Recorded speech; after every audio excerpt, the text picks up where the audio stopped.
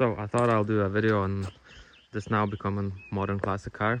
And so most of you probably will know what this is. It's a BMW E39 5 Series, considered one of the best 5 Series. This particular model is 530D, and I picked it up for £800 just a couple months ago. These prices have been steadily going up, and how it looks. This one I picked it up for only £800. You kind of probably can see why, so I'll quickly show you around the car. This is a silver, Titan Silver I think it's called, M Sport 530D automatic with 100,000 miles. One thing that attracted me to this car, wheels. So these are M parallels, considered quite decent set of wheels and go on all the classic BMWs.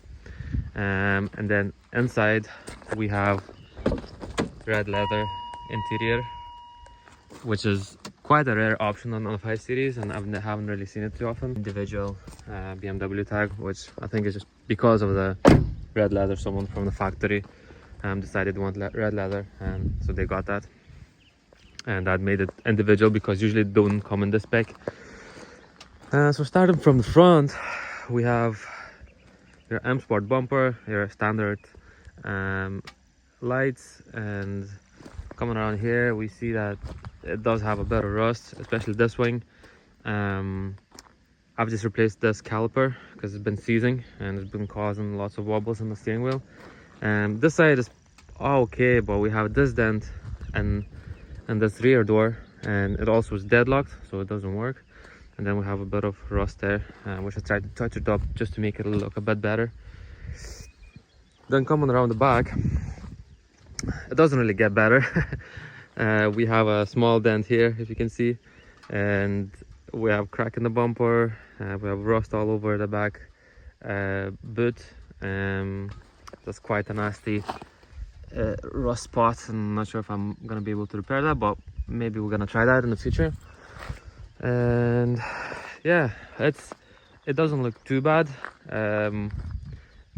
And I tried to touch it up with a bit of paint just to make it look nicer, but the rust definitely shows and makes the car look a bit scabby. And my kind of plan for the future is to maybe tie it up and keep it as a daily driver. So also have parking sensors in the back, which obviously don't work. Probably one of the sensors not working. We have another crack in the bumper and a bit of rust there. This side is a bit cleaner, well, technically. Again, a bit of rust there, and these doors, they all have rust. This wing has rust. Again, pretty much the whole car has rust. But for having paid £800, I'm not too fussed about it, and I think they make a great daily driver. Being a diesel one, that's actually not too bad on diesel as well. So yeah, overall, I like these cars. I had quite a few of these before, and my plan with this is to make it like a nice daily driver. But for now, I'm just driving it as it is, just seeing if there's any more issues. Another thing I've done to the car is replaced front struts. So I put in coilovers. It has now just basic cheap eBay coilovers that cost like £200. Then I put some 20mm spacers on the front. It just brings out the wheels a wee bit, and also I need to replace this side caliper as well because it's sticking. So pretty much a lot of things are sticking and not working with this car because it's been kind of neglected for most of its life. The funny story is when I went to buy this, obviously when I went to see it, it didn't look as good as it looked in the pictures. So that's why I got it slightly cheaper, but as soon as I drove it out, it started leaking diesel. So it's one of the pipes underneath, well, actually a couple of diesel pipes that go underneath, they started leaking. They were badly rusted, and then the car wouldn't actually even start. So I had to leave the car there and take a train back home, which was 2 hours away, and then actually come back the next day with new copper pipes, fit them and drive it back. And when I drove it back, I actually drove all right. It's a bit all over the place because of the binding calipers, and I think it needs an alignment. But you know, it's a nice car. I'll show you the cockpit in a second, but just talking about my experience with this. And then I brought it back, and then it wouldn't start again, so I traced it down to a faulty injector. I replaced that. I replaced the fuel filter, and next thing to do is to replace the oil filter, just to make sure that it's a fresh oil in there.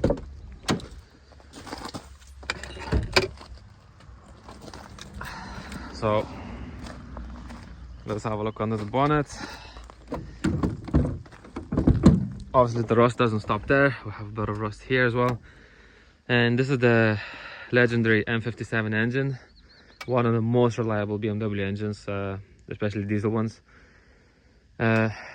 It's I think these are one of the best engines. You know, I have another E90 with the same engine, and it's done well over 200,000 miles and it's been going strong. So I really have a lot of trust in these engines. You just need to make sure that you service them on time. And the engine bay is pretty clean. Well, I mean, it hasn't been cleaned properly, but there's no like major leaks or anything like that. It's actually quite okay. So we just have this pipe, this intake pipe, which is sticking loose. That's not a big deal, right? And yeah, so you can see I have the coilovers done, because the previous struts were quite short. And yeah, that's from the engine. I think this engine makes about 190 bhp, and it has enough torque, so it actually makes the car move. It's not very sluggish. And yeah, that's what we had. I actually also polished the lights because they were really yellow. I might put in a video what they looked like before, but I just give them a quick rub down and polish them up so it looks a bit more presentable. Trick to close. So the bonnet actually won't close. I got this screwdriver from the previous owner, and I have to do this every time I close the bonnet. It's just, I think the pin in there is like sticking, so that's the only way to close the bonnet, otherwise it won't shut. Right, so that's the bonnet shut. Let's have a look inside. So as I said, we have red leather interior, and it's also heated, so it's a bonus. We have a screen, well, what they call the sat nav back in the day. Let's turn this on. So let's just start the car.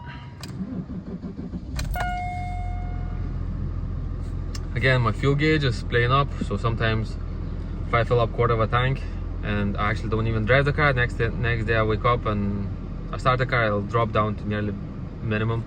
And that's quite a common issue on these 5 Series. It's due down to the fuel tank sensors, like level sensors, and one of them going bad.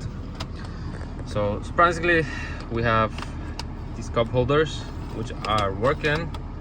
Usually they're broken. Your standard climate control, your PDCs, which is power distance control. Again, not working on mine. My radio doesn't work sometimes. It sometimes works. I think it's down to the amplifier in the back. I can still access like navigation. So we can see the map here. It's actually a proper map.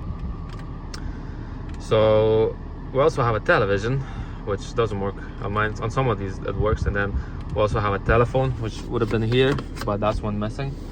And yeah, that's kind of 2003 tech, and I don't think it's that bad. We have auxiliary ventilation, which is a timer, so the car heats up in the morning before you set off. And yeah, I mean that's a cool feature as well. I mean, this kind of unfolds, and you have a cassette, and you also have a 6 CD changer and the boot. Just think these old cars, and with this color they look really good. We also have a black headliner. Because it's an M Sport, it kind of came as a standard. And we have an auto dimming mirror, automatic headlights, some fog light switch. We also have a cruise control on this. All these multifunction, all of this is the volume for the radio. This is to set your cruise control. 5-speed automatic gearbox with like sports mode. Again, quite common. Every BMW automatic has this. And then sure, all electric windows. Then they drive amazing when they're right, and it's just a modern classic. I think it's become a modern classic, and more people are starting to appreciate these, and they're definitely going up in value. So yeah, that's it for now. I kind of just wanted to show you quickly around the car and what it looks like. I'm slowly working on it. If you have any ideas what to do with the car, maybe leave a comment below. I'm trying to do this trying to post more content and videos online regarding all the cars, and make sure you subscribe to my channel, because that'll just give me more motivation to post more and to make more of these videos.